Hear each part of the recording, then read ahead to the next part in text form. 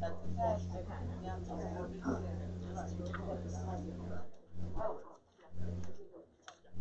Are we gonna have a record? Yeah, we have, it's, So it's changing at the time. James, let me know when you, Call the order before we do anything.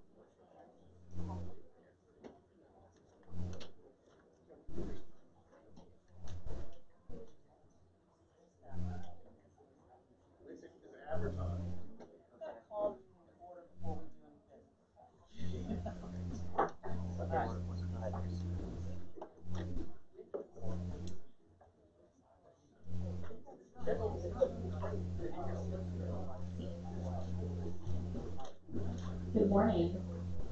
I would like to call the Monday, November 11th, 2019 Board of Zoning Adjustments meeting to order. We'll begin with roll call. Candace Forrest, Todd Alvarez, Deborah Harkins is absent. At this time, would the board make a motion to adopt the minutes from the October 14th meeting? it's been moved by Commissioner.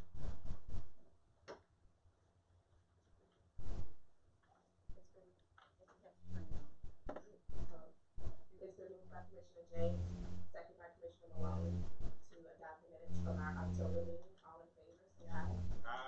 Any opposed? Can y'all raise your hands? I'm sorry. Any opposition? The motion carries. Thank you. I don't know if I have my handwriting. Sorry. Docket 07719, a variance request for property located at 1000 North Broad Street. Due to a possible quorum issue this afternoon, staff is recommending deferral of item number 16, BGA docket 030-19, an appeal relative to 4133 Bank Street. Additionally, the applicant for item 10419, an appeal relative to 601 Charter Street, has requested deferral. Please note that if the meeting loses quorum, any remaining items will be deferred to the December agenda. We apologize for any inconvenience. Will the chairwoman please read the rules for variances?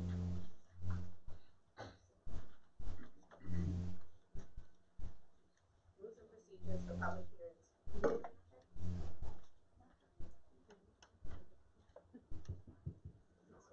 It's just very low. What does a deferral mean? I mean, do I get rest of? I'm sorry. I'm sorry, ma'am. If you could just let us get the meeting started and then we'll see if we can answer that. Okay. So we'll just ask not to yell out in the audience. That's what I'm beginning to discuss now with rules. Rules and procedures for public hearings for variance requests. The following procedures shall be observed during the hearing. The applicant or representative will speak first. The presentation shall be limited to a maximum of 3 minutes for each applicant or representative speaker, but in no event shall the cumulative presentation total by applicants or their representatives exceed 10 minutes. Proponents or persons in favor of the proposal will speak next and be allowed 2 minutes per speaker. Opponents or persons in be allowed a rebuttal. The rebuttal shall be limited to a cumulative maximum of 3 minutes. For an exceptional case, the time limitations may be extended by the presiding officer with the approval of the board. As the board deems necessary, the case may be acted upon at this meeting or deferred for additional information or review. If the case is deferred, it will be acted on at a subsequent meeting as provided by law. All proper parliamentary procedures shall be followed, including recognition of speakers, relevance of argument, and absolute prohibition of applause or demonstration. Standard of review. The Board of Zoning Adjustments shall not authorize a variance from the requirements of the comprehensive zoning ordinance unless it finds, based upon the evidence presented to it, that each case has satisfied the 9 criteria listed in Article 4, Section 4.6.f of the comprehensive zoning ordinance. And just to clarify, because I know you brought up the 2 deferrals, and I was going to ask whether or not those deferrals were being discussed now, or were you just making a point of information for later? We're making it a point of information in case they are unable to be acted on due to loss of quorum, just giving people an opportunity to go home if they would like, since if it is approved by you all, if it's voted on, it will be taken up at a subsequent meeting. So we're not voting on the 2 deferral requests now. We're going to vote at the 1 o'clock time. Exactly.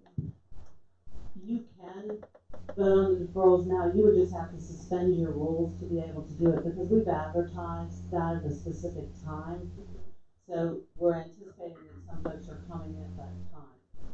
So it's sort of a double-edged sword. If you defer it now, we may have some folks come later on, they'd have to be informed that it would be deferred. If you defer it later, you may make some folks wait until later on. So it's at the board's pleasure, but one way to do it takes two actions. In the council chamber right now, so they can't be here, to present on that. And those two deferrals are not just about, one deferral was at the request of an applicant, so that's not about a quorum. That's gonna be a deferral It request. was, yeah. They, Okay. anticipating the loss of quorum, they didn't wanna bring all of their supporters out, so we let people know that there was a possibility that we would lose quorum, and, they chose to request the other one for the same reason. Cause we told people to stay home for that one. And I'm just trying to make that clear so that it's a situation where people have probably already been notified that these items are gonna be deferred to their the first item is, 030-19. 0.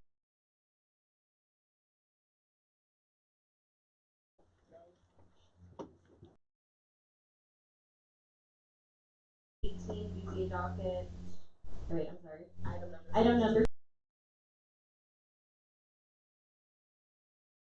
Department of Safety and Permits as per District Court for further consideration of whether to reverse Director Zachary without evaluating the director's decision with any heightened deference.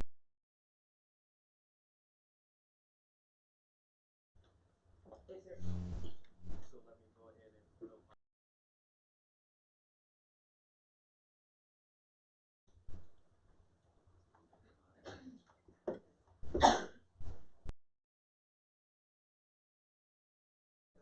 public comment first. Is there anyone, here in support of the applicant?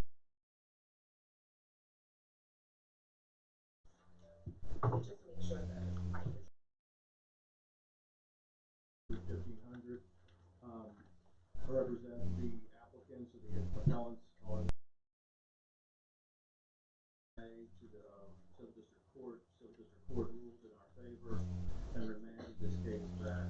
There's still some questions, and one of the reasons we asked for deferral was get some clarification.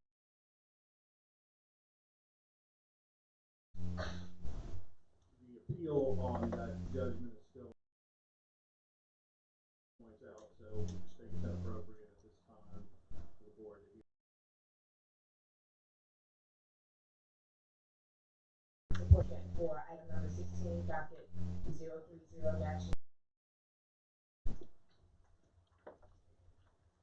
Good afternoon, members of the board. My name is Mike Sherman. On behalf it is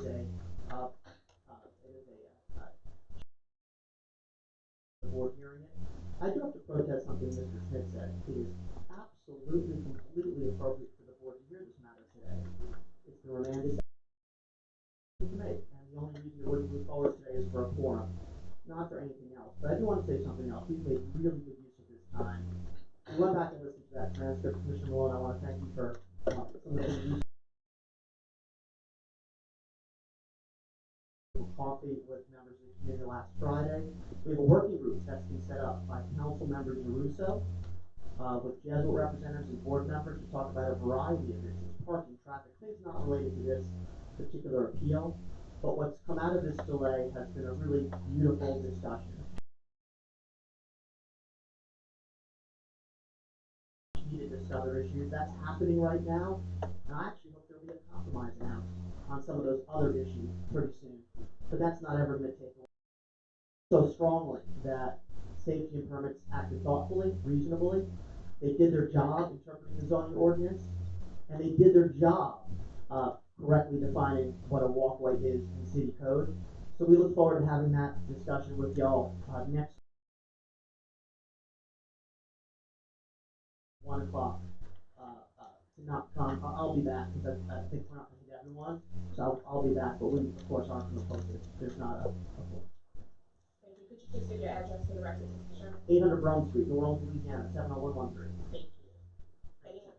Anyone else here in opposition to, the applicant for docket number 16, item number 16, docket number 030-19? I really don't have anything else to say. I'm not gonna joust with Mr. Sherman as far as legal technicality. The fact of the matter is, this matter was heard before the Civil District Court. The appeal period is still available.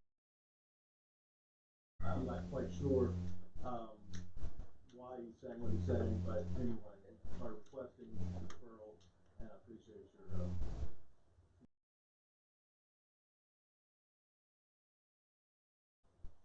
Is there a motion?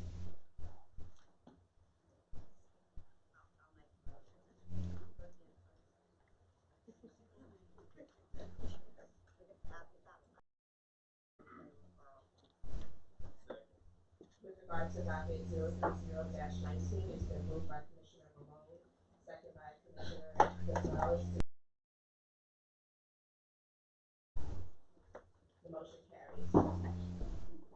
Next is, item number 19. Our next item is item number 19, BZA docket 10419, for a property located at 601 through 607 Charter Street.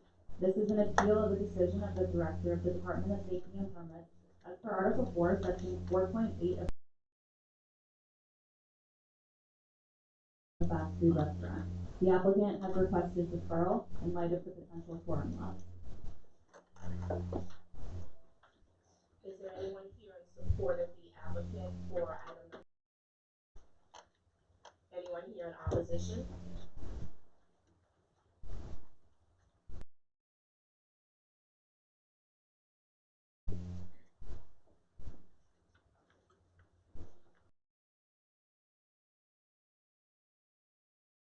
Docket number 104-19, With regard to item number 19, docket number 104-19, it's been moved by Commissioner Malone, second by Commissioner James, to defer the matter 30 days. All in favor, raise your hand. Back to the regular agenda. Thank you. Do we need to make another motion?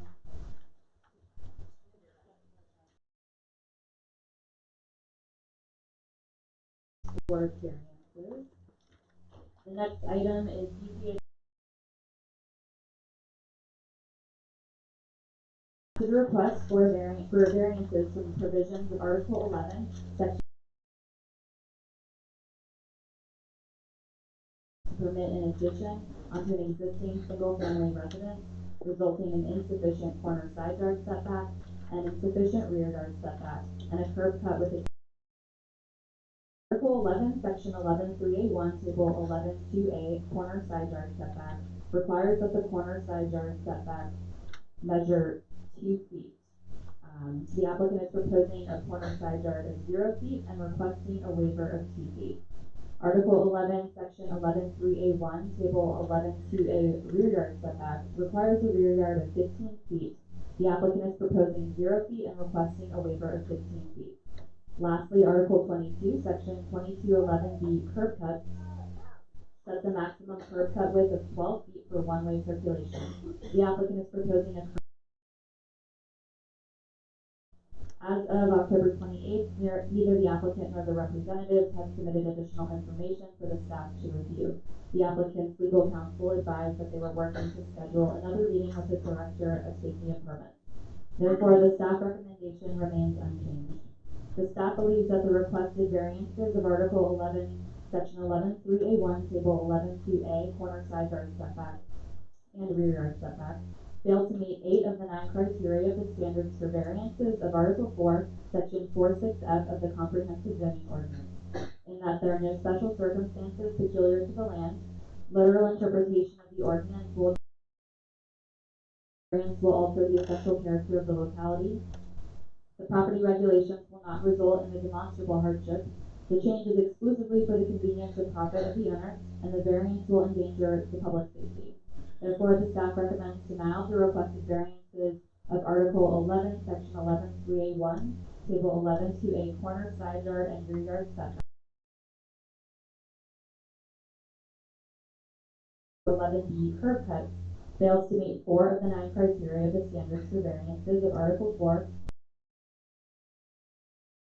and the special circumstances were caused by the applicant. The property regulation denial of the requested variance of Article 22, Section 2211B, curb cuts. 1500 for the applicant, Arbortown LLC. Thank you. At the last meeting, we were still working with the director. Unfortunately, we're still, and I'll explain a little bit more. The challenge here is, the owners are trying to, on the front yard of Jefferson Street elevation, to the right side of the property on Jefferson Avenue. And so, in order to do that, they're trying to, work out a building converted to a residential structure. And so, one of the reasons for the delay is we just have, the architects are still working overtime, and they've asked for one more referral so they can button down the revised building. I think with that, at least the curb cut for the 12-foot, that we'll be able to tell you that's going to be withdrawn. 15-foot rear yard right now, and that's what they're working to solve right now. There's just some interpretation because they're kind of redoing this building with almost a hybrid type accessory structure that might have conflicting setbacks on it. If you give us another 30 days, we'd be very much appreciated. Is there anyone else here in support of, the applicant for document 54?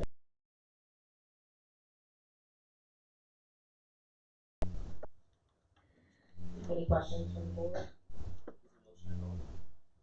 Yes, please. Madam Chair, regards to copy number 054-19, motion is for.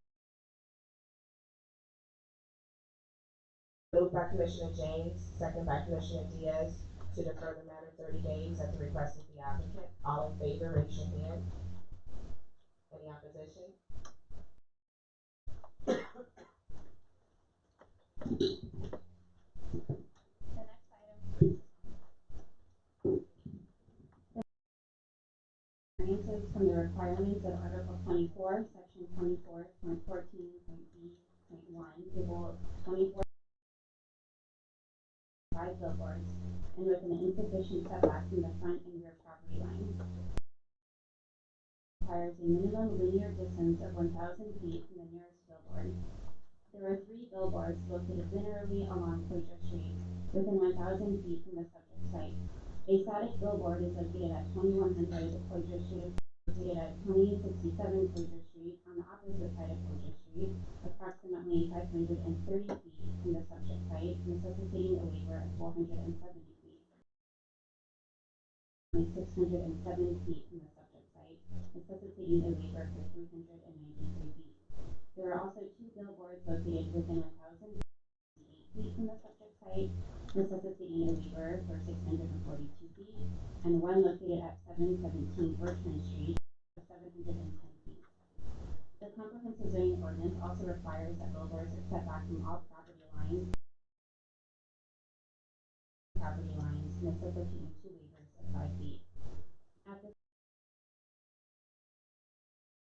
fines or requested variances of Article 24, Section 24.14.b.1, Table 24.3, Article 24, Section 24.14.c.3, 4, and 5, and Article 24, Section variances of Article 4, Section 4.6.f of the Comprehensive Zoning Ordinance. Informed you all before this the second time this matter. Civil District Court, the court has scheduled that hearing for November 21st. So we request an additional 30-day deferral to allow the court this file. Just a question to legal, if this is pending, court review.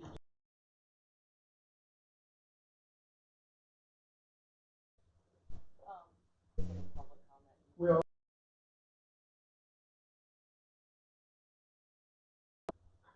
Anyone here in support of the applicant for docket 0? Anyone here in opposition?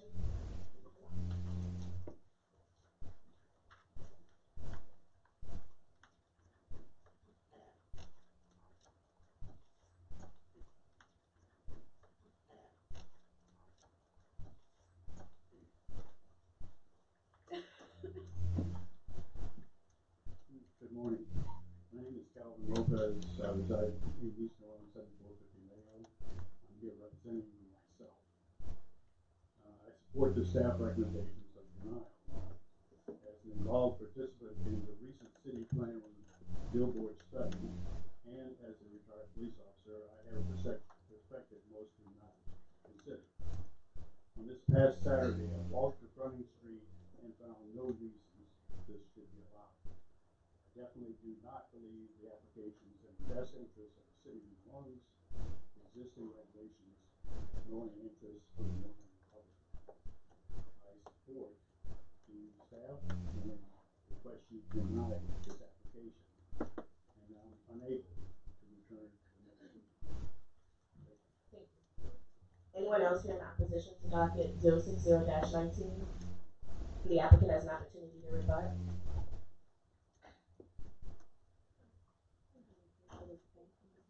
Thank you. Any questions from the board? Yes. Madam Chair, request docket number 060-19, motion for 30-day withdrawal at the request of the applicant and acknowledging the opposition comments for the next meeting. Second. It's been moved by Commissioner James, second by Commissioner Diaz to defer the matter 30 days. I'm sorry. Alvarez to defer the matter 30 days at the request of the applicant. Opposition? The motion carries. Next item.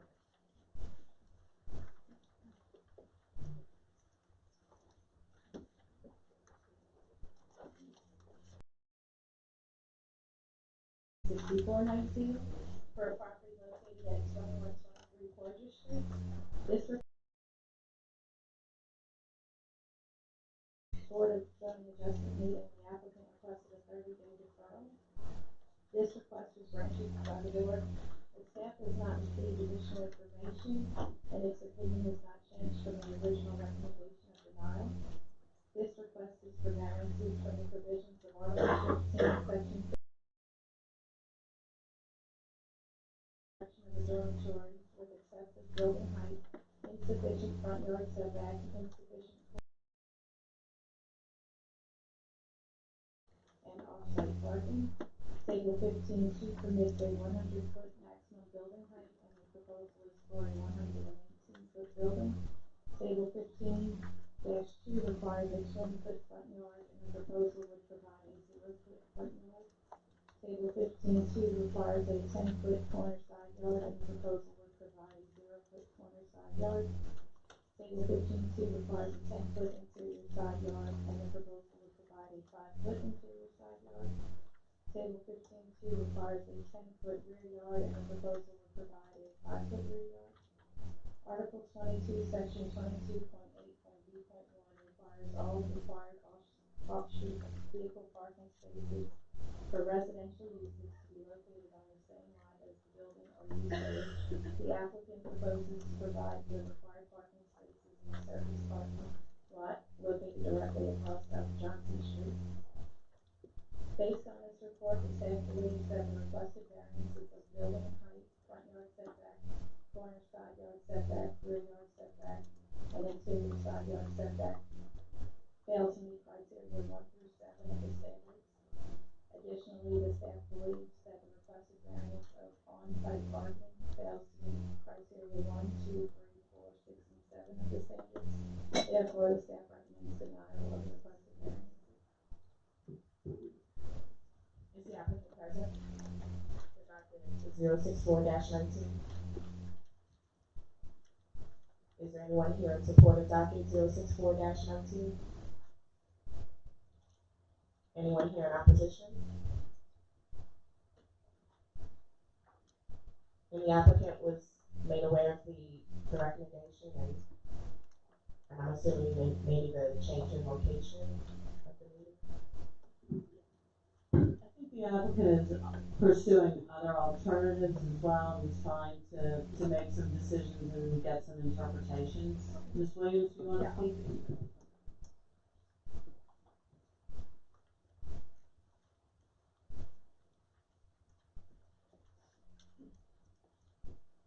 Sharon Williams, 201 Hotel, I'm in Cushman Hayden. I represent Provident Research Group, which is involved in this project. At this time, we are pursuing other avenues, and we are totally aware of what the staff recommendation is, and don't have anything further to add at this point.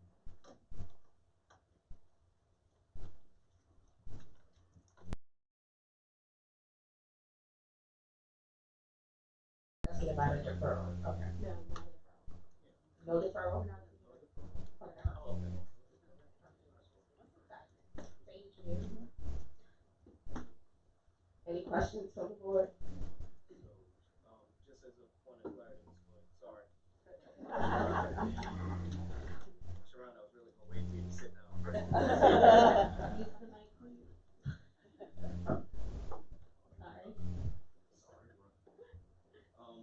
Understanding that that's your question, so are they noting it as a withdrawal for us to vote? Because I think at this point, it would be appropriate to just withdraw it. okay. So I guess in that case, if we just note the withdrawal, we don't continue. You need a property owner who submitted the application to action withdrawal, but if they'd like, they can just email us or submit a letter of We can send withdrawal. something. Yeah. So in that case, we'll just move for the deferral and give them time just to make sure that they Yeah. provide the withdrawal before the next round of notification. Sure, that's fine, we just want I know that, Ms. Williams represents the part of the client, No, it's a big group of developers. okay, It's part of the development team. right, so we need we whoever didn't signed actually- off on the app to, Yeah. yeah, but, withdrawal's great, that'll work. We'll send that over. Thank you. Any other questions from the board? Is there a motion? So, I'm not used to this mic sharing game. Madam Chair, in regards to document number 064-19, motion for 30-day deferral to give the applicant time to formally withdraw this application request. With regard to docket 064-19, it's been moved by Commissioner James, second by Commissioner Malone to defer the matter 30 days, giving the applicant time to formally withdraw. All in favor, raise your hand. Any opposition? The motion carries. Next item. The next item is BZ docket 7619 for a property located at 5931 to 5961 Fuller Avenue. This is a request for variances from the provisions of Article 24, Section 24.12.b of the Comprehensive Zoning Ordinance to permit two freestanding signs, where only one is permitted for excessive area and height. The applicants are proposing two 250 square foot freestanding signs with a height of 25 feet. The CZO limits freestanding signs to one per street frontage with an area of 32 square feet and a height of 6 feet. The applicants are seeking waivers of location for an additional sign, a waiver of 218 square feet in area, and a waiver of 19 feet in height. The applicants received 30-day deferrals in September and October public hearing to allow all size and dimensions of signs existing along Fuller Avenue. This additional data does not change any of staff service. This additional data does change some of staff service data. However, the additional data does not change staff's recommendation. Staff still believes that the requested variance is Article 24, Section 24.12.b, freestanding signs location, Article 24, Section 24.12.b, freestanding signs, Table 24-2 area, and Article 24, Section 24.12.b, freestanding signs, Table 24-2 height, fail to meet 7 of 9 criteria of the standards for variances of the comprehensive zoning ordinance in that there are no special circumstances which are peculiar to the land. Literal interpretation of the ordinance will not deprive the applicant of rights commonly enjoyed by other properties in the district. The special circumstances were caused by the applicant. The variance will confer on the applicant special privileges. Granting the variance will alter the central character of the locality. The property regulations will not result in demonstrable hardship. The exchange is exclusively for the convenience and comfort of the owner. Therefore, staff recommends denial of the requested variances. You give your name and address for the record. Nicole Weber. My address is with Weber Consulting. I represent the property owner, Justin Dupart, Kaleidoscope Realty, sitting next to me. My address is 2131 Bienville Street. That's New Orleans 70112. Jessica Dupart, 5961 Boulevard Avenue. Did you have anything you wish to add? Yes, just some additional information, if the board, is to move. The best way to, I guess, explain this is to look at the survey, which was just up on the screen. It's located on page 2 of the packet. The survey shows that this is 3 lots of record. We have 4 separate buildings. The lot that is to the right, on the right-hand side of the page, which is labeled Lot 3BCBB2, that lot would not allow for enough space for sign. So when we originally applied for the application, it was 1 sign per street frontage. However, after safety and permits determined, their zoning administration determined that we could have 1 sign per lot of record. However, because of the special conditions that are still in place because of the existing building, we can only accommodate signage on lot, as you see in the left, 3D2AA1, and then the middle lot, which is 3D2BB1.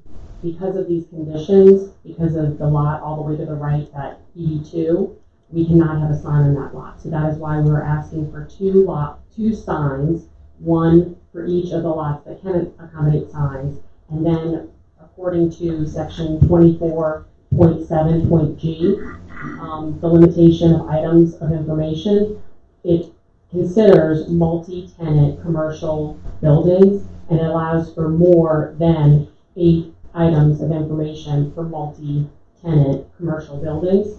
And I would say this also meets the requirements of the beginning of the section 24.1, which would be compatibility of signs. Compatibility of signs in terms of it is allowing for the scale, including the scale of the building. It is comparable to the scale of the building. This is a very large site. In fact, it is the largest site in New Orleans East that is up and operating that accommodates commercial tenant space. And it is mostly filled, and Ms. Dupart works daily to try to market the property, get tenants there, help promote her tenants, and in allowing the signs that would be 1 per tenant in tenant space, because there are 44 spaces, this would allow for her to adequately, and for the tenants, to be able to adequately advertise themselves. And as you can see, most of the suites are set back 300 feet from the street. So most of the tenants are set back almost a block away from Bullard Avenue. So it's very difficult to see these buildings. Thank you. Anyone else here in support of docket 076-19? You may just have to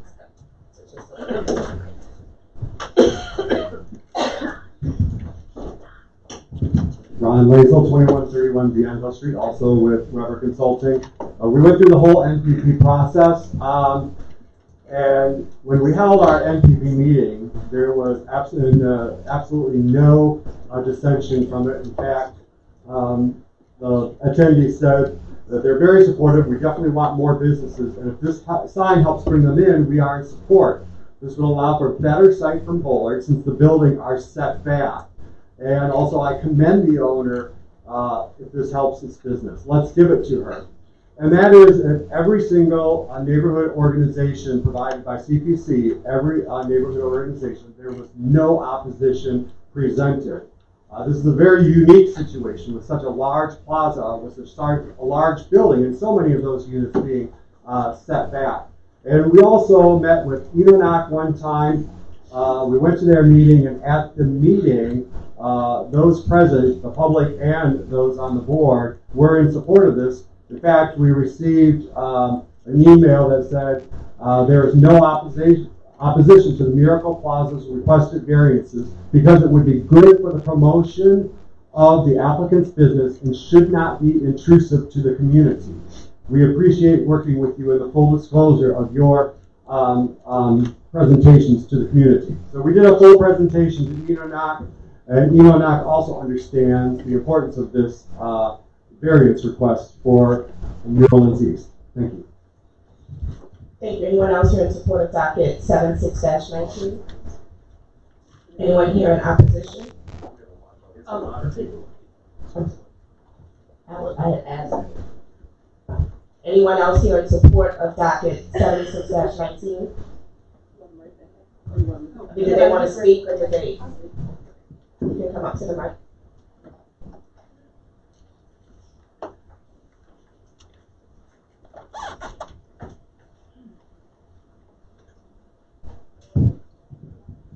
Hi, I'm Zena Smith, resident of New Orleans East. My address is 7656 Daniel Drive.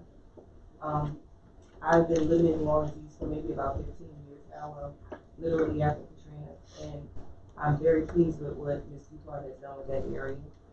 But you cannot see the advertisement of the businesses, and they literally do sit very far back. So I think that I don't have any opposition to it. I think it would be a great way to advertise those businesses that I actually do frequent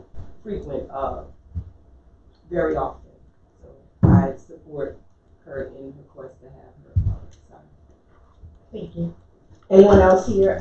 We do have a lot of cards. So I mean, if you wish to speak, you just come up to the mic and give your comments for the record. I'll speak on behalf of myself. I started my business in the same strip center as Kaleidoscope Hair Studio in 2013, where I was housed and I was not the owner of the building, and I had to do a lot of extra promotional advertising. That I wanted to do was to make it fair for everybody that is housed inside of this building to be able to have street advertising, so they do not have to suffer with what I know I had to go through. Thank you. Anyone else here in support? Raven Silas, 6210 Curry Street. I work within the Miracle Plaza, and there are like over 30 businesses there, and probably only 10 or 12 of them have the space on the sign. So they're not really visible to the community, and it also causes them to miss out on business because they're not visible. Thank you. Anyone else in support?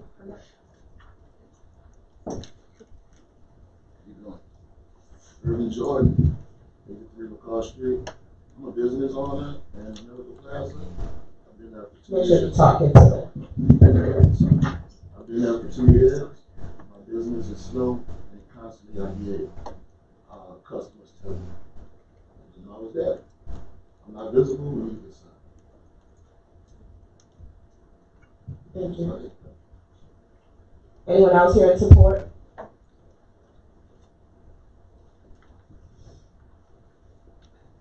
Dana Perry, 422 38th Street, New Orleans, Louisiana. I think revitalization to New Orleans East is most important. And secondly, most important is if I'm driving up the street and the businesses are so far back, it will tend me to slow down. And if there's a sign that I can visibly see that's large enough to see all of the businesses back there, it would avoid accidents. Anyone else here in support of docket 76-19?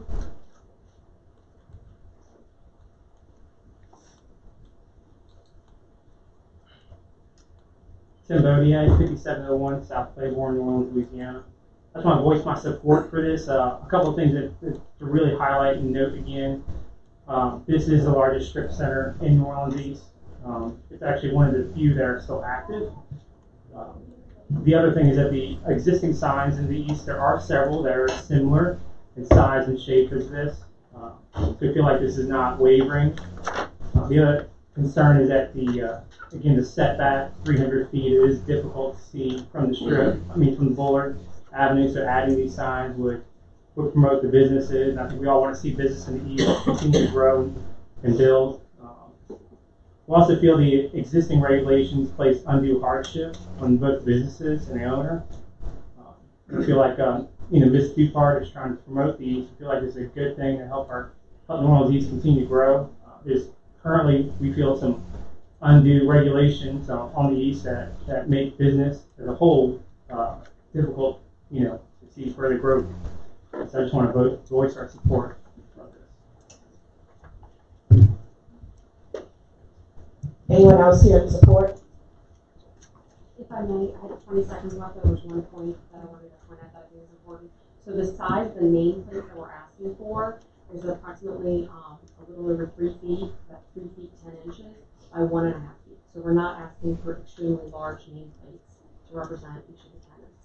Thank you. Anyone else here in support of docket 76-19?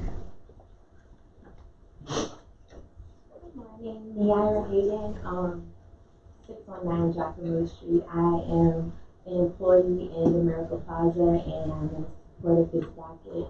I think it's really important that the businesses are lit so people can see them. I kind of feel like working there, New Orleans East has kind of become like the forgotten part of New Orleans.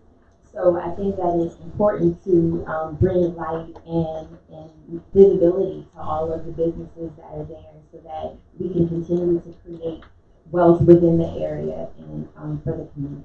Thank you. Anyone else here in support of docket?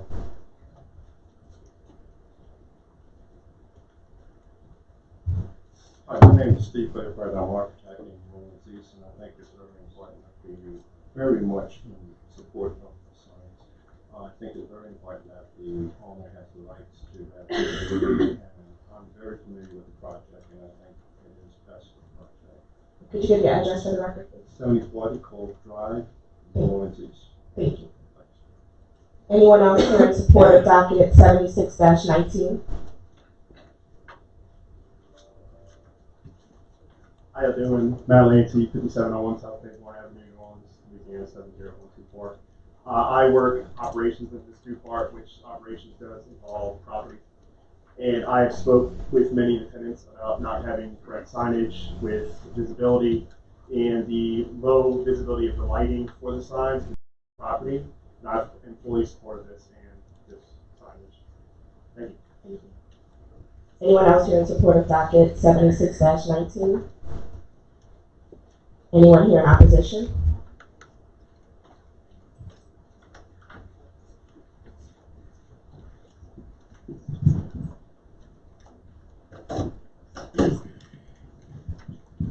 Good morning again. My name is Calvin Lopez.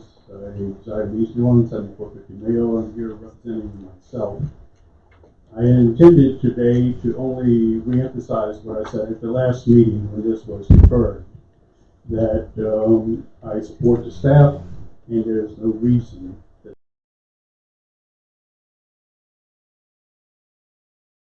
even though I didn't want to. You're being fed a bill of goods. The safety and permits has told the applicant that they have the choice of having a sign for each lot, but they've chosen to apply for a single lot, the single development site, and are now requesting 2 signs. And that is the application that's before you. As far as the NPP meetings are concerned, it was rescheduled. Therefore, I was unable to attend the rescheduled NPP meeting. The setbacks that they've all talked about, no visibility, is because the buildings, most of the buildings, are located 300 feet from the road. Yet they want to put a sign out on the road facing to individually identify each business, which amounts to a second sign for each business because they're still going to have a sign on front of the building, on front of each business. So it's opposed to a duplication of a sign. And whether or not that's going to exceed signage requirements, that's up to you and others to decide. Again, my statement's not too coherent today. I have revisited the site since that date and found no reason to amend or revise my statement.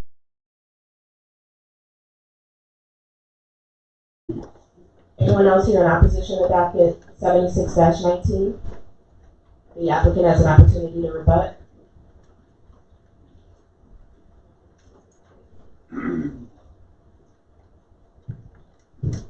Really no reason to rebut. I think we've made our points as clear as possible, but I am here to address any questions because I didn't have to very quickly speed through all the points that I wanted to make. So if the board has any points of clarification, I'm here. One question. You seem to be requesting two signs. I understand why you might want to. You might want to pull the mic a little bit closer. How about? Is it on? Yes. I understand why you want the sign to be bigger because of visibility purposes, but why do you need two? So if we had just one sign, it would be extremely large and extremely out of place with Bullard Avenue. So in requesting for two signs, it allows us to have one at one ingress and egress and one at the other ingress and egress of the circular parking lot that starts along that lot 3BCCBD2. You can either enter or exit there, pull through, and the two signs to represent the first half and then the other half, and then at the ingress and egress at each point of the parking circulation of parking lots. Because it's in a U shape, the parking. Two-way street. It's a two-way, yes, correct, two-way parking. And it wouldn't be the same business. It would be one signage for each of one half and then the other half. So the signs would be compatible, would be exactly the same.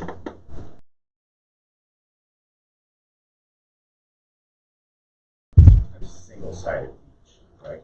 Well, because of the way that it would face, it would be double-sided. That is allowed by the code for it to be double-sided. So then that way pedestrians and motorists oncoming and incoming on Bullard would be able to. A monument sign would be double-sided.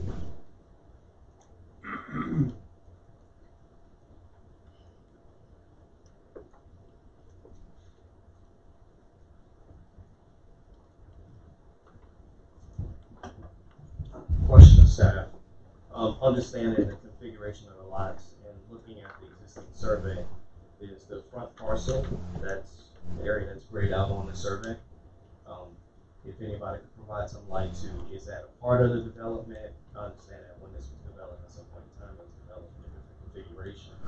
Either you, Ms. Weber, have some clarity to, is that tied to your master development or is that a different owner? It is part. So the blue part or the gray part that you see, that is part of that center lot. And that would be for future development. The goal being to be able to attract tenants for this center portion as well. This was developed by one singular owner in this manner originally.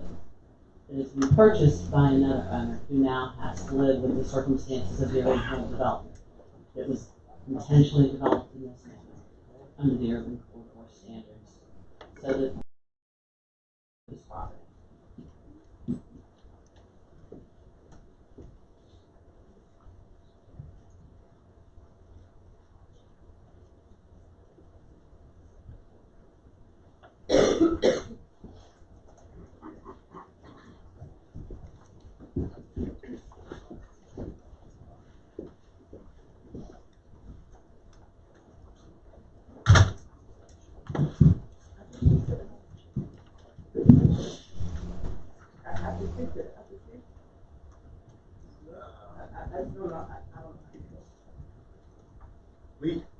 I'd like to hear your comments. The original owner, I was a tenant there, and he was a landlord. I myself am a landlord, but I am also in a business there. So when he was a landlord, he was there not thinking of Ma'am, I'm not a voting member, you should speak to the board. Yeah, I've just been here for 25 years, so I'm giving them the history of the building. I know, I'm just really passionate about it because that's where my business not only started, that's where it flourished, and that's where it grew, so I'm trying to keep it there. I'm trying to take my own personal money and put into this development so I can share what I can with the people that's back there so everybody else can flourish. And that's kind of it.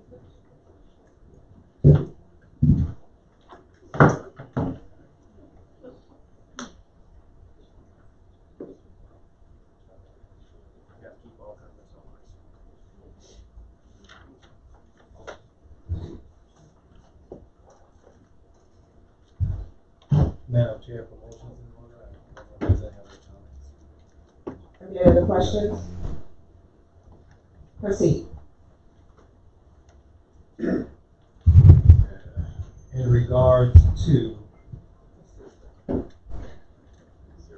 76-19. In regards to docket 076-19, I'm going to move to approve the waiver request. Actually accepting both the verbal appeals and arguments we've heard today, but also the applicant's written letter, and accepting that all 9 criteria have been met for the standards of variance of Article 4, Section 4.6.f of the Comprehensive Zoning Ordinance. Would there be any provisos attached to that? Any standard ones? I don't think that there will be. Yes. There are? Anytime that we have something that's attached that has a site plan attached, we're going to need to sign off on the site plan as well as on the signs if it passes. Okay. So yeah, I'd like to attach those standard provisos to the motion.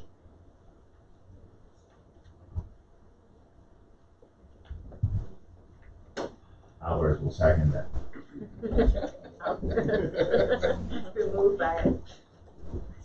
Been moved by Commissioner Gonzalez, second by Commissioner Alvarez to grant the requested waivers, finding that the 9 criteria have been met, adopting comments from the applicant as well as the statement submitted as support of establishing satisfaction of the 9 criteria and subject to, was that 2 provisos, Ms. Alley? Or was it 3? In the report, you just have the standard site plans, floor plans, and elevations. One. Thank you. All in favor, raise your hand. I'm sorry. Any opposition? The motion carries. Next item. Thank you. The next item, BZA docket 077-19, was withdrawn by the applicant.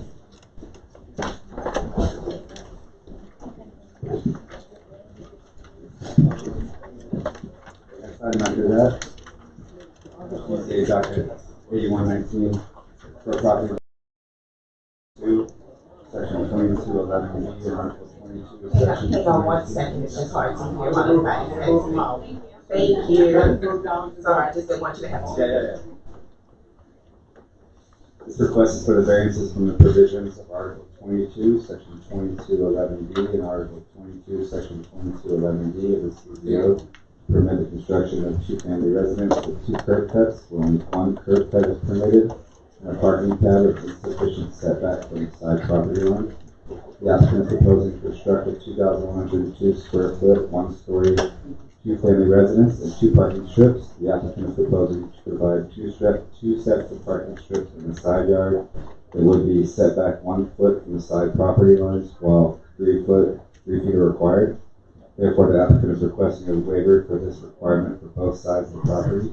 Additionally, Article 22 states that single-family and 2-family dwellings are limited to 1 curb cut, and the applicant is proposing 2 curb cuts. The applicant is requesting a waiver for this requirement as well. This item was heard at the last meeting when the applicant was not present, and the board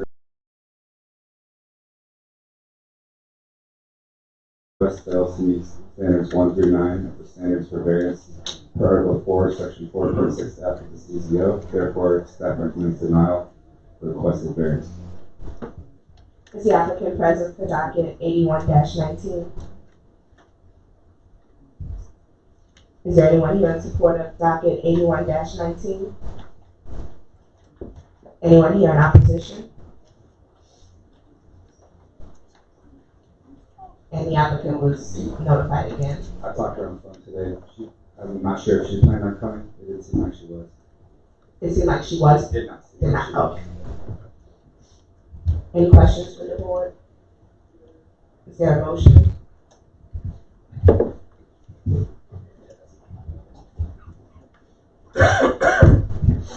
Madam Chair, for motions in order. Yeah, proceed. Madam Chair, with regards to docket number 081-19, my motion is to accept the staff's recommendation. Also, again, is wish that we get granted further time last time, just to get them to come in, and it seems to be a less point of interest to present a case. Pardon me while I'm scrolling.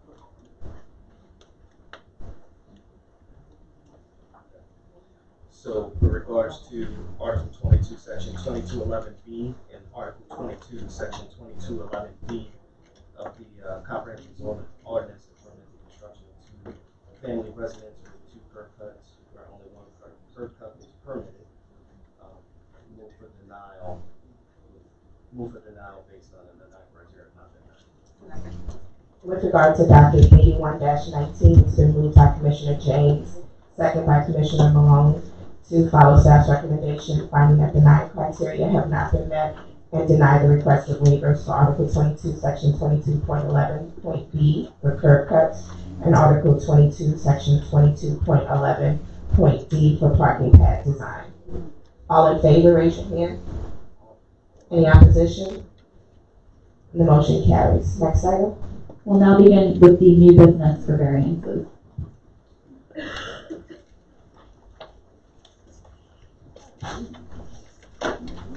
The next item is BZA docket 9419 for property located at 7023 Bel Air Drive. This is a request for the variance for the provisions of Article 22, Section 22.11, point B, point 1 of the Comprehensive Zoning Ordinance to permit a single-family residence with 2 curb cuts where only 1 curb cut is permitted. This is an after-the-fact request. The staff believes that the requested variance 5 of the 9 standards for variance per Article 4, Section 4.6.f of the Comprehensive Zoning Ordinance in that literal interpretation of this ordinance will not deprive the applicant of rights commonly enjoyed by other properties in the district. The special circumstances are caused by the applicant. The variance will confer on the applicant's special privileges. The property regulations will not result in demonstrable hardship, and the change is exclusively for the convenience and profit of the owner. However, the Department of Safety and Permits issued a building permit based on submitted plans, indicating an excessive amount of curb cuts that allowed for the construction of the single-family residence, and the applicant relied on that permit as approved. Therefore, the staff recommends approval of the requested variance subject to 1 proviso. Is the applicant present for docket 94-19? Can you come up, please? Robert Gordon, 3017 Harvard Avenue, representing the Alvin on property at 7023 Bel Air. I agree with them and recommend for it, but the purpose of the variance request is because the Code of Department of Safety and Permits issued a permit with the 2 curb cuts on the plan 12 months ago when we built the property with that, and the work is already completed. So we would not afford the property like that. We didn't get the approval 12 months ago to do the work. Thank you. Anyone else here in support of docket 94-19? Anyone here in opposition? Any questions from the board? The motion in order. Yep, proceed. Madam Chair, in regards to docket number 094-19, my motion is to follow the staff's recommendation. With regards to waivers for Article 22, Section 2211B1 for curb cuts, while it fails to meet the 9 criteria. However, while it did not meet the 9 criteria, this is a detrimental reliance to remove approval with 1 notification. Second. With regard to docket 94-19, it's been moved by Commissioner James, second by Commissioner Gonzalez, to grant the requested waiver, accepting detrimental reliance in support of satisfaction of the 9 criteria, subject to 1 proviso. All in favor, raise your hand. Any opposition? The motion carries. Next item.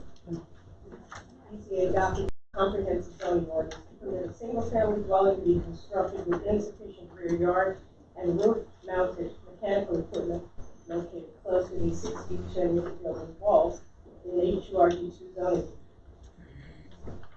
The subject property is an interior lot located in the 400 block of North Johnson Street and is currently undeveloped. The applicant proposes to build a 2-level, approximately 1,020 square foot, single-family residential dwelling with an off-street parking in the ground level beneath the dwelling's habitable space.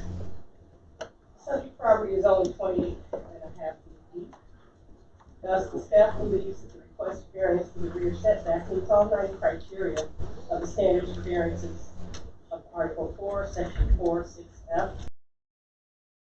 Waiver for the rear yard setback, subject to 5 provisos. The proposed dwelling features an operable skylight that will provide safe access to mechanical equipment located on the roof. Nevertheless, the requested variance for the proposed location of that equipment fails to meet 6 of the 9 criteria, the standards for variances in the CZO, in that there is no special circumstance or condition related to the land or proposed dwelling that is not applicable to other lands or structures in the same zoning district. Literal interpretation of the ordinance will not deprive the applicant of rights commonly enjoyed by other properties in the district. The condition requiring the waiver was caused by the applicant. Variance will confer on the applicant special privileges. Adherence to the regulations will not result in a demonstrable hardship, and the request is exclusively for the convenience of the owner. Therefore, the staff is obliged to recommend denial of the requested variance for the location of the mechanical equipment.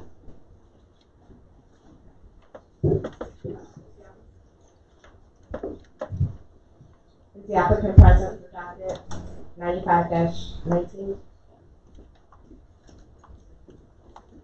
Good evening, Marcus Calvin, 413 North Johnson Street. Do you have anything you wish to add? I'm just here to answer any questions you might have pertaining to the mechanical equipment. My interpretation of that CZO kind of ordinance is one for view from the street, and the other safety. This situation is a barricaded wall with a railing around it with access from the rooftop hatch. And that's all I really have to say about that one. How easily we can move that equipment by that setback. Anyone else here in support of docket? Any questions from the board?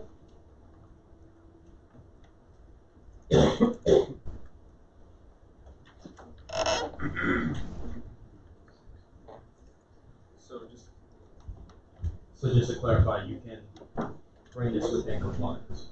Absolutely. So I actually talked to the safety and permits.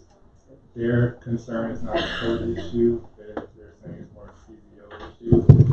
I would think that typically this is to provide the safety aspect around the roof. But I definitely move it, no problem. Yeah, just keep in mind, CZO is still code. Right, the CZO has, the building code has no higher weight than the CZO, and that's something that we try to explain.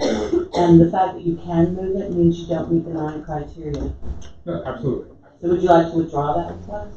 So that's not a problem. Okay. My intentional request was for the regards. You're withdrawing the requested waiver? Absolutely. You need to take any. Just the one for the mechanical equipment. He still needs the rear yard setback, and he does meet the 9 criteria. Okay.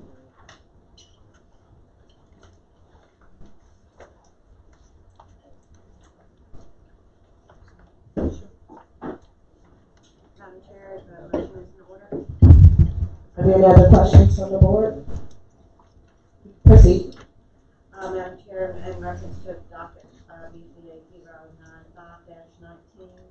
I move for approval of the waiver in the denied criteria. And noting that the second waiver for the mechanical equipment has been withdrawn.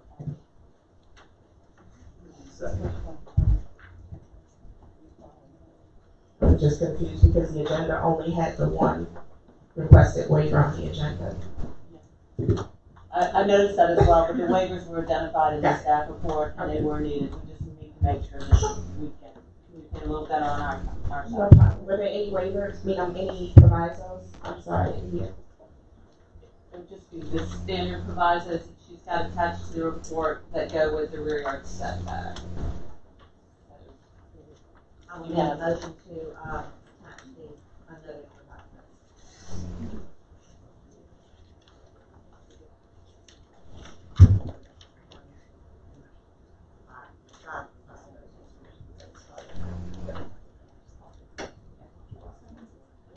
It's been moved by Commissioner Malone, second by Commissioner James, to approve the requested waiver for Article 11, Section 11.3.8.1, Table 11-2A for rear yard setback, finding that the 9 criteria have been met with 5 provisos, and noting the applicant's withdrawal of the requested waiver for mechanical equipment. All in favor, raise your hand. Any opposition? The motion carries. Next item.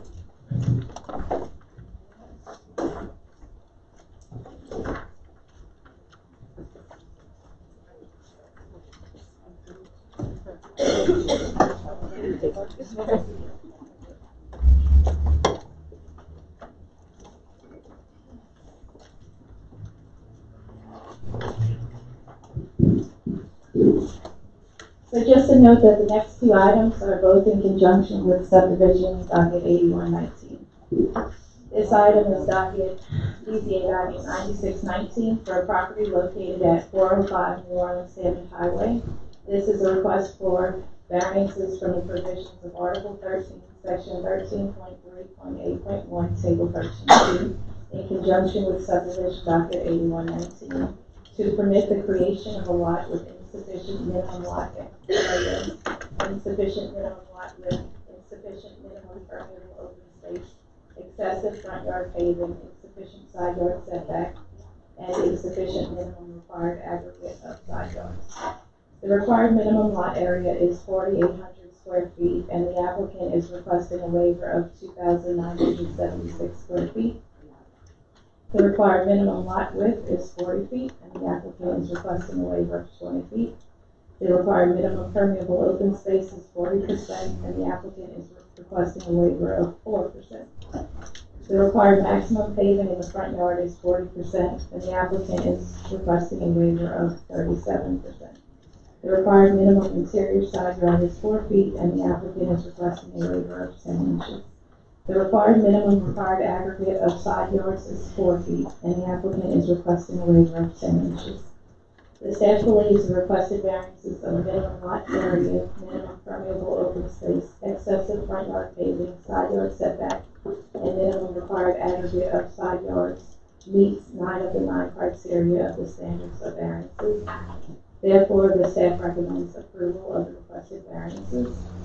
While 5 of the 6 requested variances are found to be approvable based on the predominant development pattern in the area, it was found that the request for a variance of the minimum lot area does not meet 3 of the 9 criteria of the standards of variances because the majority of the properties, 29 of the 43, or 67%, do meet the lot width requirements.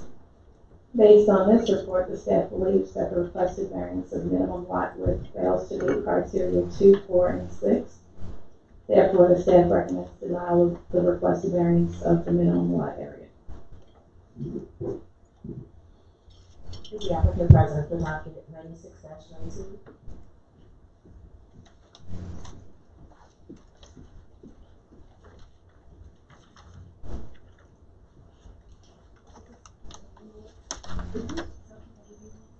Yes. Make a motion to accept them. Okay.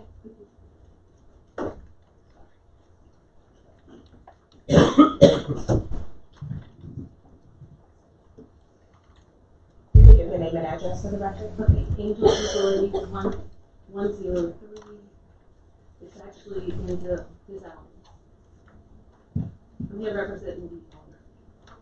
What's the street in this alley? 103? The third. You can go ahead with your comments. Actually, we were trying to create a lot that's actually identical to the neighbor. 403 is the neighbor. 405 is one of her lots. And actually, the lot itself was 20 fronts at the beginning and was put together by the previous owner. And so now she's just trying to make it back to almost, well, basically identical to the neighbor. So it would not be doing something outside of the neighborhood. So that's what we're trying to do.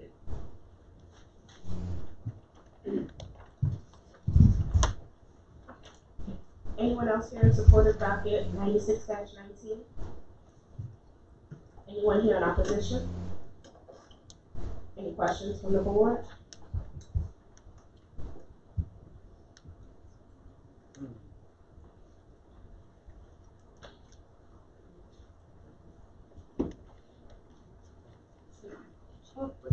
Would you pull up the survey? I know everybody's got this look on their face.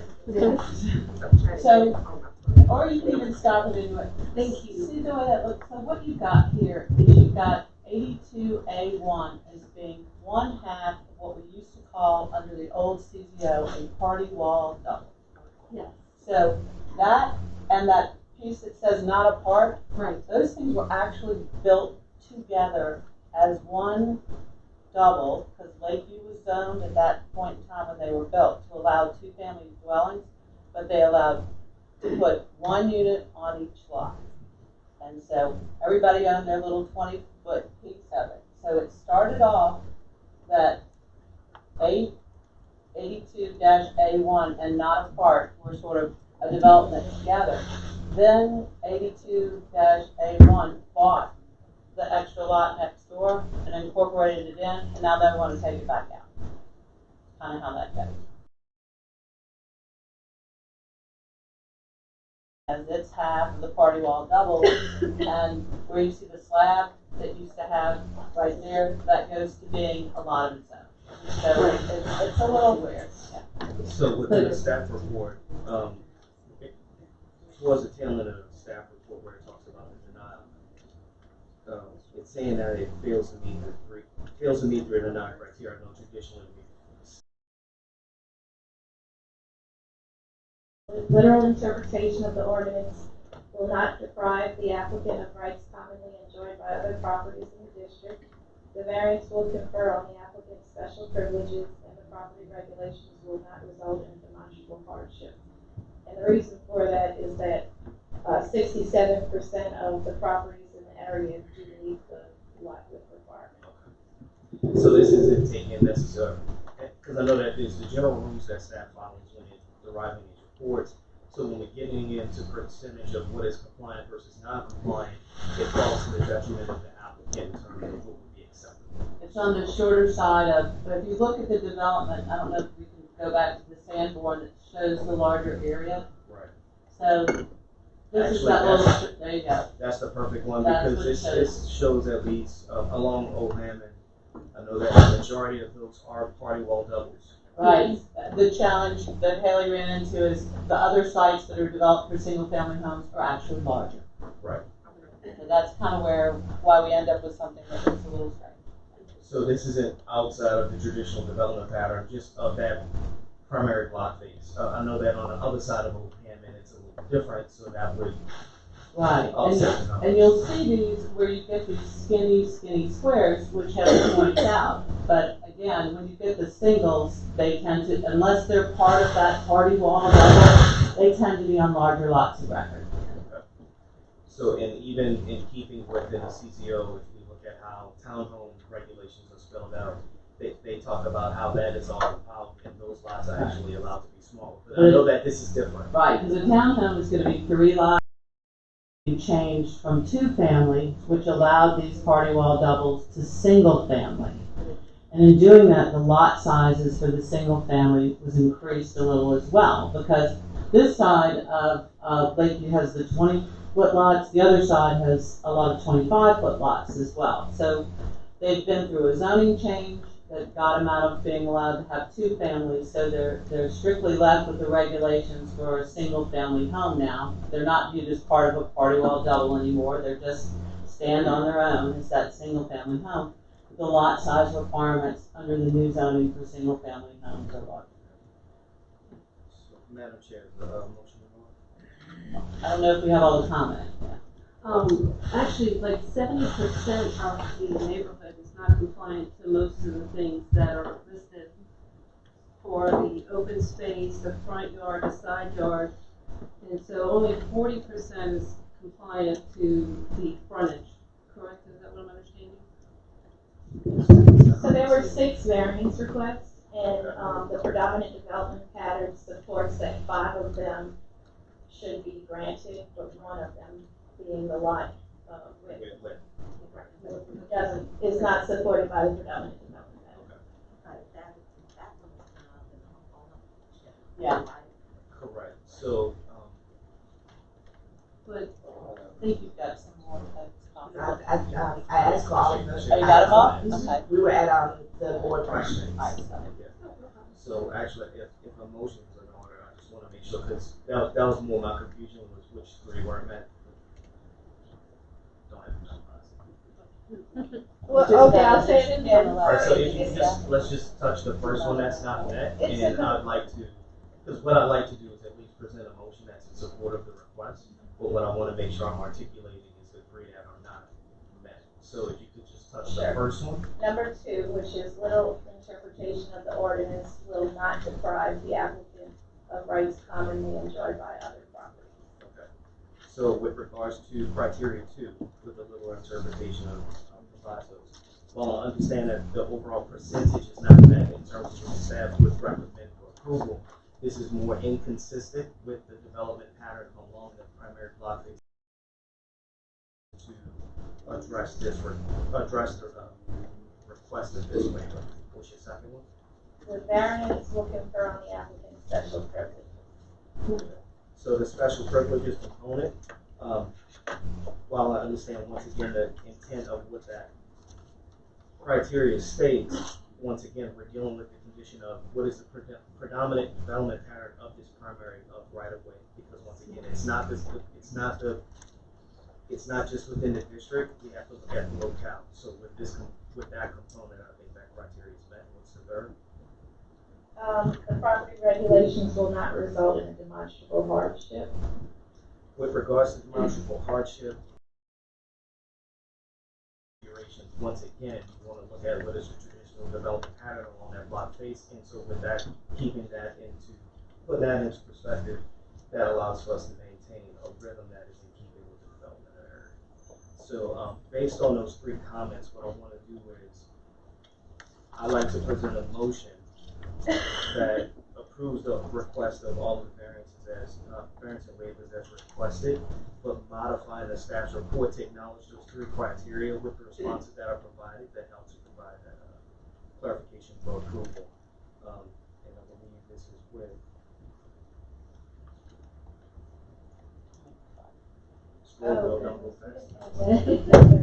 One standard. One standard proviso. No, actually, it's a subdivision. Right. Yeah. Okay. So that my motion would just be for the approval, as it meets the 9 standards for variance in accordance with section 4, 6F of the comprehensive zoning ordinance, where all 9 are met. Second. Yes. With regard to docket 096-19, it's been moved by Commissioner James, second by Commissioner Gonzalez, to grant the requested waivers, finding that the 9 criteria have been met, adopting the commentary from Commissioner James in support of satisfaction of the 9 criteria for the 1 requested waiver that was not sufficient previously, with no provisos. Hope that was clear. All in favor, raise your hand. Any opposition? The motion carries. Next item. The next item is BZA docket 9719 for a property located at 409 New Orleans Avenue Highway. This request is for variances from the provision of Article 13, Section 13.3.8.1, Table 13-2, in conjunction with subdivision docket 8119, to permit the creation of a lot with insufficient minimum lot area. And the applicant is requesting a waiver of 1,154 square feet. The staff believes the requested variance of minimum lot area meets 9 of the 9 criteria. Therefore, the staff recommends approval of the requested variance. I thought I combined them both. No. If you could just give your name and address again for the record.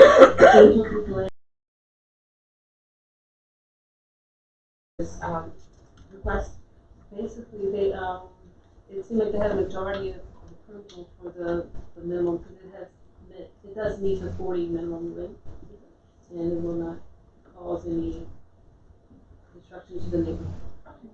Anyone here in support of docket 097-19? Anyone here in opposition? Any questions from the board? This is motion in order. Are there any questions? Madam Chair, in regards to docket number 097-19, my motion is to accept the staff's recommendation as it believes that the 9 criteria have been met and meet the standards of variance for Article 4, Section 46F of the CZO. Second. With regards to docket 097-19, it's been moved by Commissioner James, second by Commissioner Gonzalez, to grant the requested waiver, finding that the 9 criteria have been met. All in favor, raise your hand. Any opposition? The motion carries. Next item.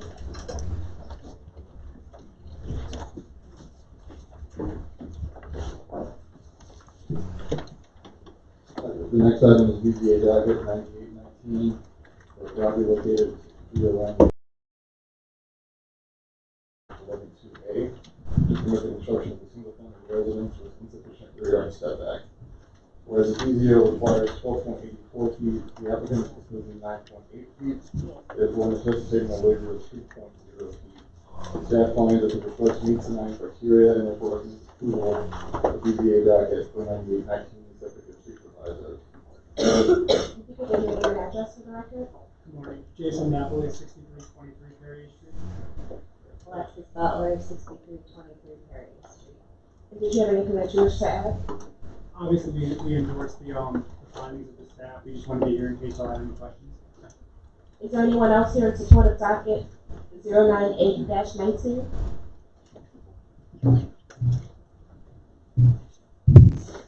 My name is Lawrence Pugh. I reside at 1201 Calhoun Street, across the street from the subject property. I'm not necessarily given the support by the staff. I'm supporting this variance. Anyone else here in support of docket 98-19? Anyone here in opposition? Any questions from the board?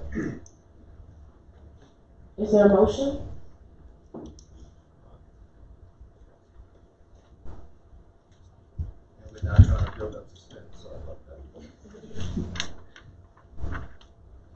Madam Chair, in regards to docket number 098-19, my motion is to accept the staff's report as it believes that the 9 criteria have been met for Article for the requested variance of Article 11, Section 11.381, Table 11.2A, rear yard setback, and move for approval with the 3 noted provisos.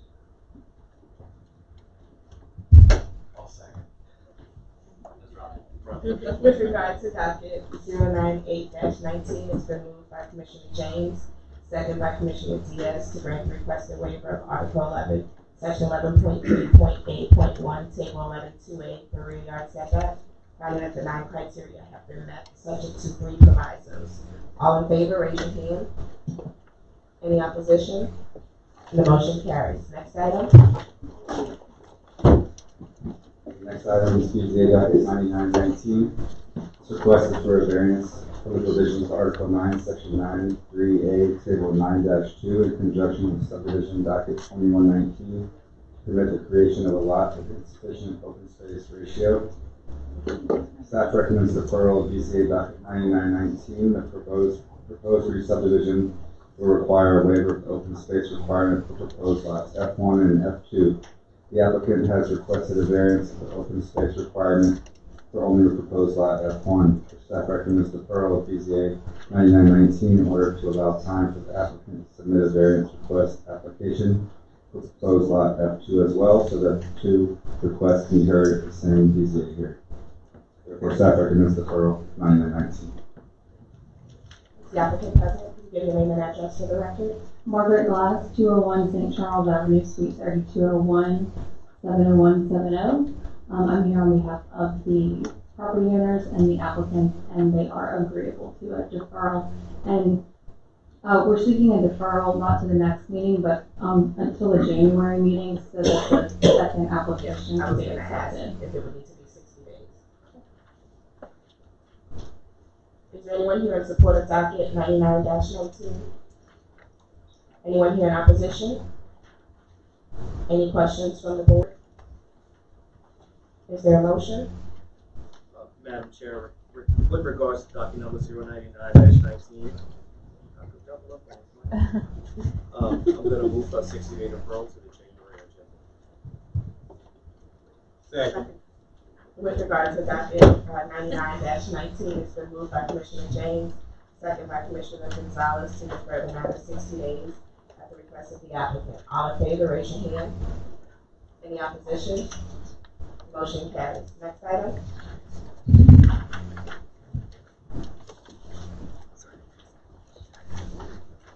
The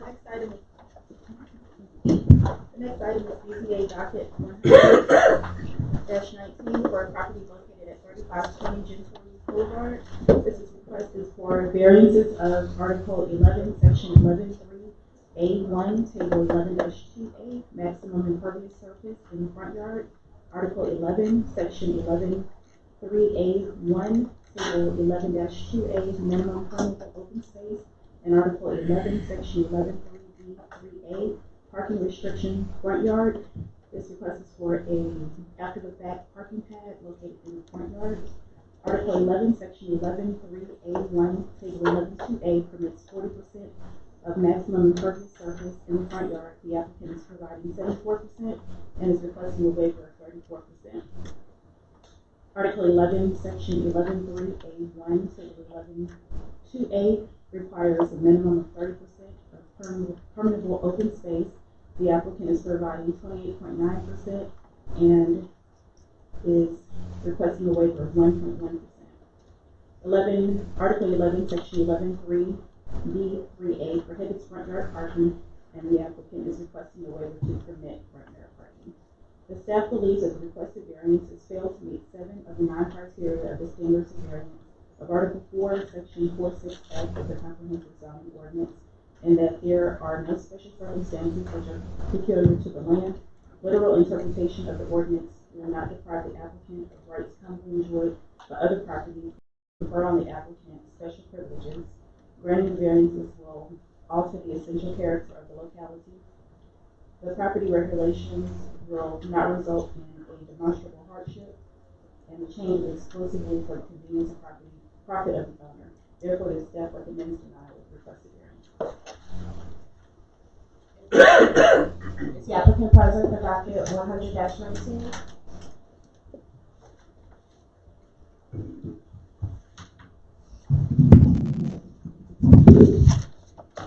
Good morning, my name is Courtney Evans Francis, and I am here representing the owner of the property, Evans Family Revocable Trust. I'm also joined by Kenneth Bell, 2513 Princeton Street. Sorry, I also forgot to add that my address is 5772 Warrington Drive, New Orleans, 70122. You can proceed with your comments.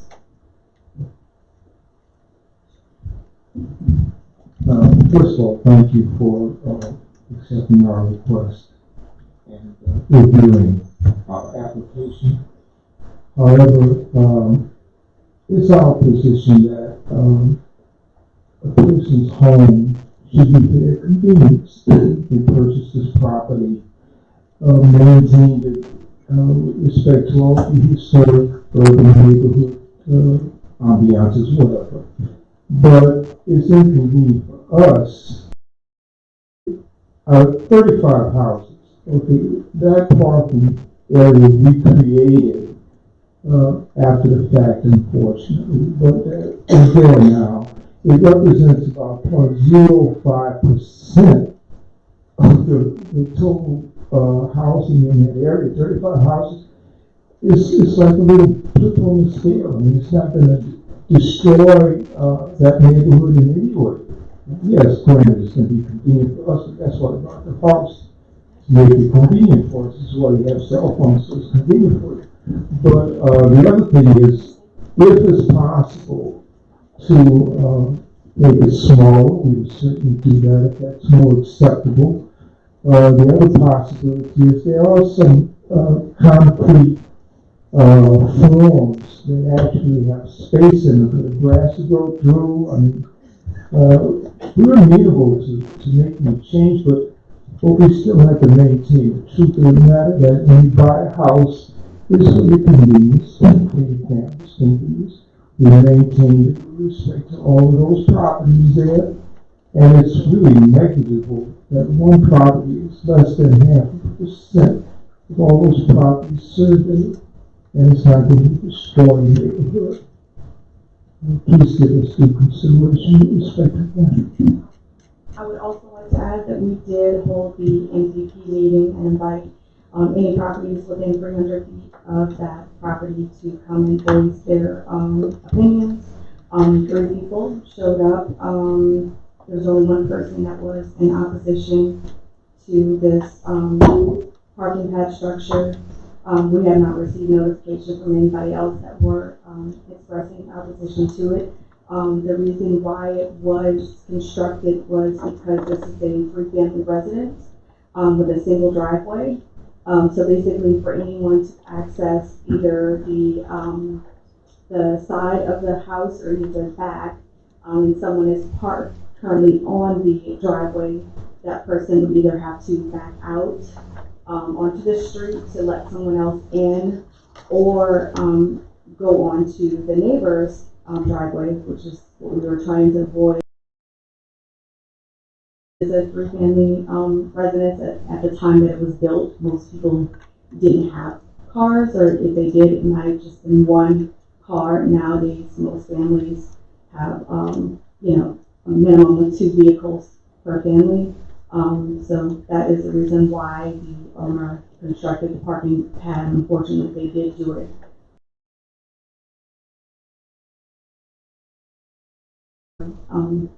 Really appreciate you considering that. Thank you. Anyone else here in support of docket 100-19? Anyone here in opposition to docket 100-19?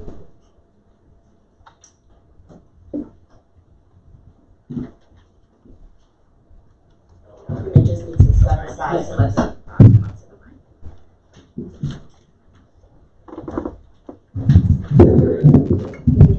My name is Adrian Francis, and I reside at 3518 Gentilly Boulevard.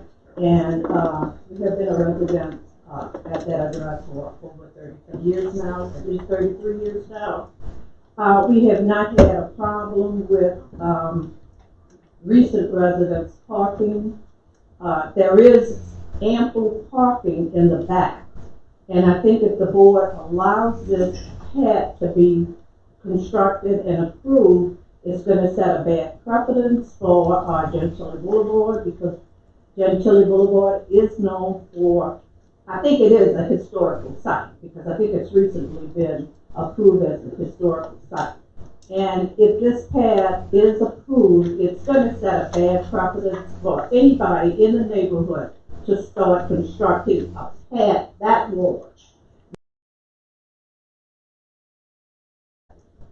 15. There is a circular path, which is very acceptable, but what they have constructed is to take the whole path, all of the front yard, to build this parking path. So I am in opposition, and I live right next door to where the path is. The path gives to my driveway. So that means that path that they have built, and I've noticed that when they come out, they still have to back up and come into my driveway. So we're just not in approval. Anyone else here in opposition to docket 100-19? Randolph Francis, 3518 Jensen Boulevard. Like my wife stated, there is ample space in the yard for parking. Believe me, that yard could probably hold 10 or 12 cars easily. And people have always utilized that yard for parking. They use the driveway as a driveway. They use the yard for parking. And also the front lawn was just that green space, a front lawn. And it's not a parking lot. It's not designed for it. It just takes away from the appearance of the neighborhood. I'm sorry. Should I wait my name again? No. Okay. I just don't know how much time you had left. Okay, I'm not going to be that long. And I noticed that the people that's in Ford, the resident, the Evans family, they stated that it would not set a bad precedent for that parking facility. But everybody in the neighborhood has a driveway. Not that difficult to come in and out of your driveway.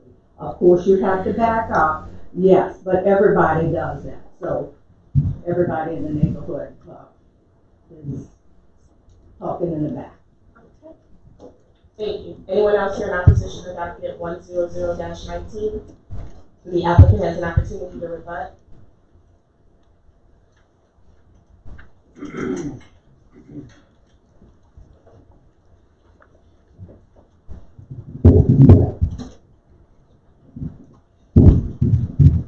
Yeah, I can appreciate the opposition. Money for the house, maintain the house, and it should be convenient for you. That's all there is to it. Yeah, we have a long driveway, but it still presents the same problem if you have several people there, guests coming up to the house. Everybody's not going to get back there, park their vehicles. There are several standing vehicles back there, some antiques. They're parked permanently. There are at least 3 vehicles that have to come in and out of there for all the time through the course of the day. When you have people come to your home to visit, your associate, they have to come in and out. We try to avoid parking on the lawn, try to avoid intruding onto the neighbor's area as much as possible. We want to avoid having to back out to the street because there's another hazard there. We don't want to have the grass parked on like we were doing for so long because it removes the grass, destroys the appearance. You can't park on Gentry Boulevard. There's no parking allowed. So, yes, if we need to reduce the size of it so you could get 1 car there, that'd be great. Or if you can put in this course on concrete.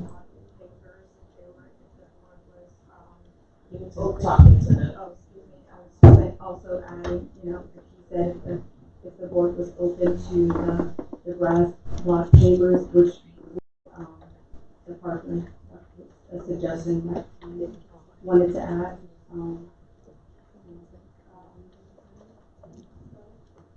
I guess to sum up, make it smaller so that you can get grass and go up.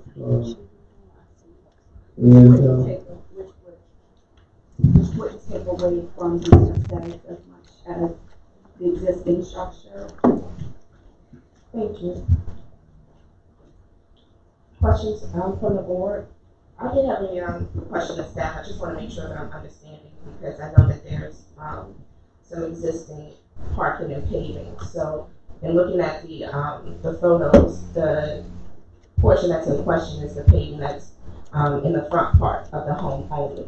So it would retain the paving that's along the side as well as what's included in the rear. All the paving and all the rear parking is existing. Okay.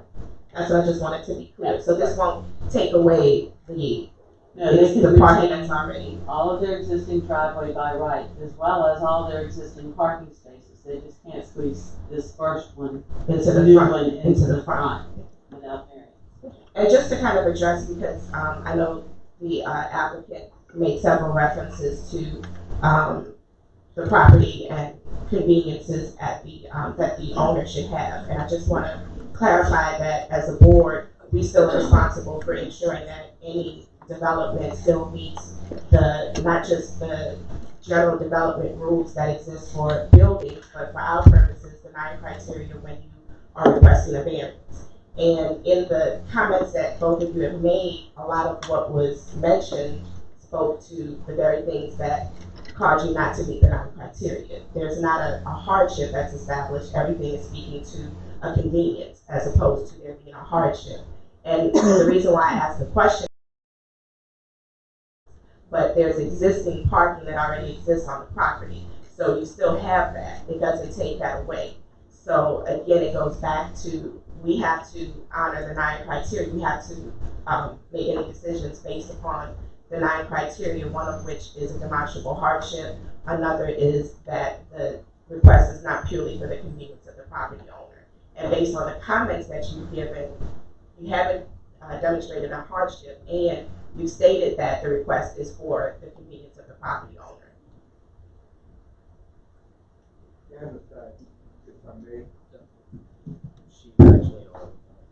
I was just kind of addressing some of the comments that were made. I don't know if other board members had any questions or points that they wanted to make as well, but that was just, I just wanted to make sure that that was at least addressed because it was stated multiple times by the applicant. And so I just wanted to make sure to clarify that. Right, and to kind of further support that point, to the chairwoman's point, if we look at the development pattern, especially along Gentillion, this is what the neighbors spoke to as well. Majority of these front yards do not have this condition. If it does exist, it's probably something that's probably in a grandfathered status, which is well beyond what is a 10-year prescriptive period for that to exist. Is that correct, staff? So if it's anything that's a newer condition, we can't, it makes it harder for us to even justify that if it's something that was done beforehand. Another larger point is, I echo the same points, that just looking at what's here, there's as many as 5 cars that are able to be parked in the back. Traditionally, when we're dealing with any form of a multifamily configuration, usually the allowance is 1 vehicle per dwelling unit. So by the sheer volume of how this is functioning, you far exceed, just based off of the be an issue of how these cars are being parked in here without someone being allowed to have access, free and clear access coming out of the yard. Most of Gentilly, cars are stacked in the driveways. So that's a part of how they function. If you want to look again at how you're configuring these vehicles, and I want to make one thing also very clear, you even acknowledge that you're storing some older vehicles there permanently. When you create that type of a condition, that only further exacerbates the problem. So you got to look at this. Anything that you put inside of that that's precluding someone else to come to visit that property is due to vehicles being stored on site. So you should really reconsider maybe double stacking those vehicles that are there for a longer part of time. If it's someone that's freely going in and out, they should have a preference to park in front of those other vehicles if they're not. Very generous rear yard area, which is more generous than the majority of the lots in that area.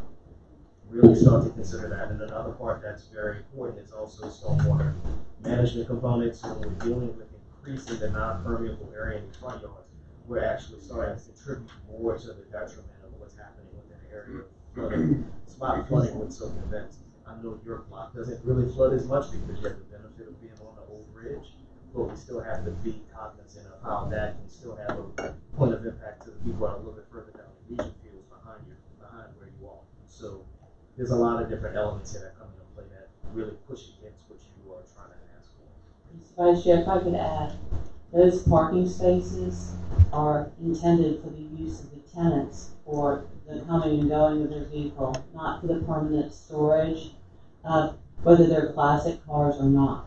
You know, so if tenants have classic cars, they need to be stored off-site if they're not going to be coming and going out of those spaces. So if they're up on blocks and they need a new engine or a front end or whatever, transmission or whatever it is, that doesn't need to be stored on this property. That needs to be at another location so that your tenants are able to use the spaces that are required, which are required for the use of those units. Any other questions from the board or comments from the board? Pile on a little bit. The parking in the front is what it's just like parking in there, whether it's grass or concrete. It's just fundamentally against the kind of beauty of Gentile Boulevard, houses on the hills, houses on the mountain rather. So that mound is fundamental to the history of the site. Well, that's one of the, and that's one of the points too, is that parking in the front yard is one of the requested waivers because it's not allowed generally. Right, and it's just adding that. Sure. Any other questions, comments from the board? Is there a motion? Madam Chair, motion to north. Yep, proceed. Scroll. I don't know, she's been on top. Madam Chair, regards to document number 100-19, my motion is to accept the staff's report as it believes that the 9 criteria have not been met for the requested variance. In the denial. I'll second. Mr. Beal? Yes. Sorry. With regard to docket 100-19, it's been moved by Commissioner James, second by Commissioner Diaz, to follow the staff's recommendation and deny the requested waivers, finding that the 9 criteria have not been met. All in favor, raise your hand. Any opposition? The motion carries. Next item. Next item is BZA docket 101-19 for a property located at 5403 West End Boulevard. This is a request for variances from the provisions of Article 13, Section 13.3A1, Table 13-2 of the Comprehensive Zoning Ordinance to permit the construction of a new single-family residence with insufficient minimum interior side yards on both sides. The applicants also request variances from the provisions of Article 13, Section 13.3B1B, and Article 22, Sections 22.8 to permit a parking path located in the front yard of residence. Article 13, Section 13.3A1, Table 13-2 requires a minimum interior side yard of 4 feet on each side of the building in SLRS1 district. The applicant is proposing that the new building have interior side yards that measure 3 feet on each side and is seeking a waiver of 1 foot on each side. Article 13, Section 13.3B1B, and Article 22, Sections 22.8B1, 22B1, and 22.11B2 prohibit parking spaces located in the front yard. Article 13, Section 13.3A1, Table 13-2 does satisfy the 9 criteria as they pertain to the request variance. Therefore, the staff recommends approval of this requested variance for interior side yard setbacks. However, the staff believes that the requested variances of Article 13, Section 13.3B1B, and Article 22, Sections 22.8B1, 22D1, and 22.11B2 to permit parking in the front yard fail to meet 6 of the 9 criteria. In support of applicant with docket number 101-19.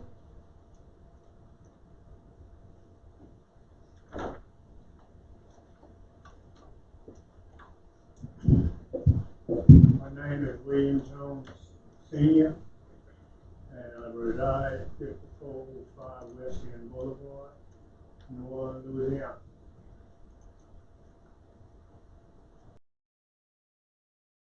Thank you. Anyone else? Any questions from the board? Supportive of the recommendations as The motion to north. proceed. Madam Chair, Section 13 criteria of the standards for variance, and therefore moves for approval. The based upon the report, the staff believes that the request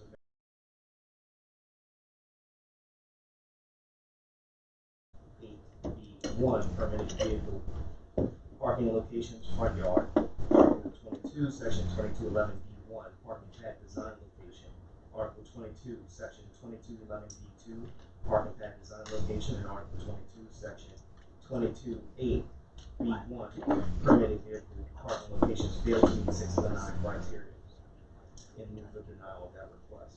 However, based upon the report, the staff believes that this request satisfies the 9 criteria as it pertains to a waiver of off-street parking requirement for Article 22, Section 22.4A, Table 22-1, and therefore staff recommends modified approval, recommending a waiver of 1 off-street parking space and subject to 4 provisos as provided.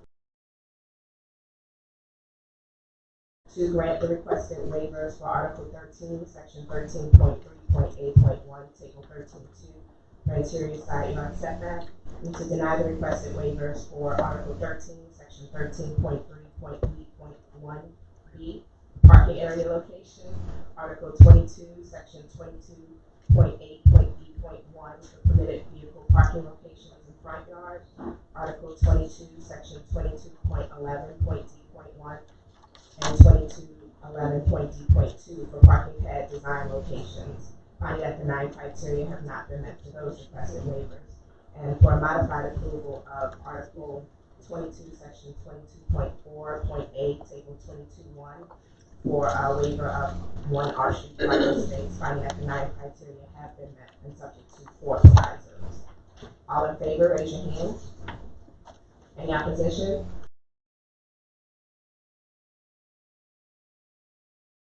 Before the board makes a motion for us until 1 p.m., this is a reminder that the board took action earlier to defer BZA 03019 for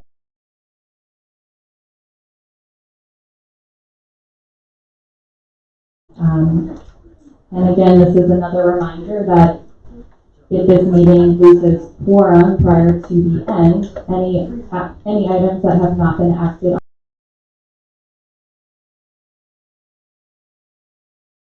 to take a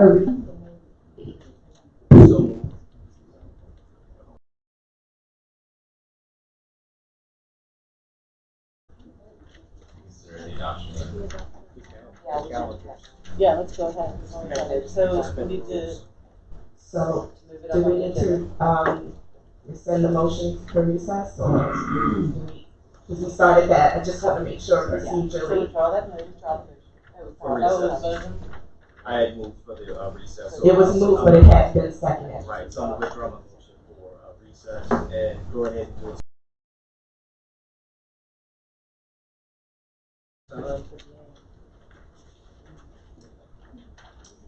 Which is, I'm sorry, the last item, which is consideration for adoption of 2020-2021 Board of Zoning Adjustments meeting schedule. Second. Been moved by Commissioner James, second by Commissioner Diaz, to suspend the rules to hear item F, consideration of the 2020-2021 meeting schedules out of order. All in favor, raise your hand. Any opposition? The motion carries.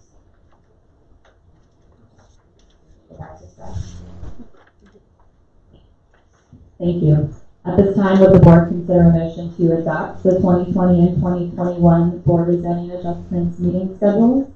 So moved. Been moved by Commissioner James, second by Commissioner Diaz, to adopt the 2020-2021 Board of Zoning Adjustments meeting schedules.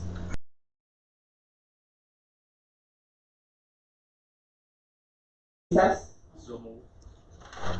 Second. Been moved by Commissioner James, second by Commissioner Gonzalez, to recess the Board of Zoning Adjustments meeting until 1 p.m. All in favor, raise your hand. Any opposition? The motion carries. So just a note to the public, the meeting was advertised as decision appeals not being heard until 1 p.m. So time.